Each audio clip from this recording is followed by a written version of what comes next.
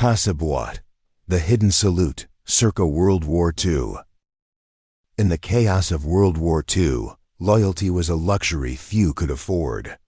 As the Japanese Imperial Army marched into the Philippines, a different kind of war began, one not just of bullets and bombs, but of choices. Some chose to fight, others chose to serve. But what happens when survival demands a salute? This is the story of Filipinos who walked a fragile line between collaboration and capitulation. Men who entered government halls, not battlefields. Men who negotiated with the invaders, and in doing so, shaped the country's post-war power map. Enter the occupation. 1942, Manila falls. The Philippine Commonwealth crumbles. In its place, a new shadow government begins to take shape under the banner of the Japanese sun. At its helm, Jorge Vargas. An accomplished lawyer and civil servant, Vargas was executive secretary under President Manuel Quezon. As the Japanese approached, Quezon fled into exile and designated Vargas to act in his stead. Vargas would lead the Philippine Executive Commission, the transitional body recognized by the Japanese as the legitimate authority in occupied Manila. To some, he was a bridge, to others, a symbol of surrender. But history cannot ignore, he was the first Filipino to officially collaborate with the Imperial Army. The loyalist or the survivalist?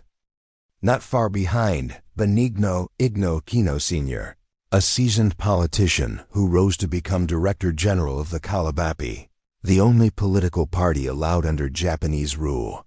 Aquino presided over a national assembly created by the Japanese-sponsored republic.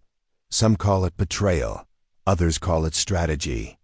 But the title remains, Speaker of the Occupation. The president who never was. Then there was José P. Laurel, a justice of the Supreme Court before the war, and later, the president of the Second Philippine Republic. Handpicked by the Japanese to head the new government in 1943, Laurel's presidency remains one of the most debated in Philippine history. He was shot after the war, yet survived. He was charged with treason, yet never convicted. He ran for president and nearly won. Was he a patriot playing a dangerous game? Or a puppet with a lawyer's smile? Academic shadows. Camilo Oges, Minister of Education. Once a respected educator and senator, he revised Filipino education under Japanese mandates. Language, history, even values were reshaped to suit the occupier's vision. His story reminds us, even scholars are not immune to the weight of war.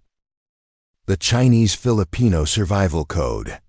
In Chinatown and Binondo, some prominent Chinese-Filipino businessmen were caught in the crossfire. With families at stake, many allowed their warehouses, trade routes, and supply chains to be used by the Japanese, sometimes under duress, sometimes in silence. They were rarely named in official documents, but they became invisible players in the war machine, their quiet cooperation exchanged for continuity. The debated legacy of Mariano Marcos. And then there is Mariano Marcos. Some wartime whispers claim he acted as an interpreter or propagandist for the Japanese. Others argue it was slander, weaponized after the war to taint his son's rise to power. The truth? Still trapped between denial and discovery. This episode isn't about judging the past. It's about remembering the parts history books skip. Because when war rewrites the rules, even the quietest salutes can echo for generations.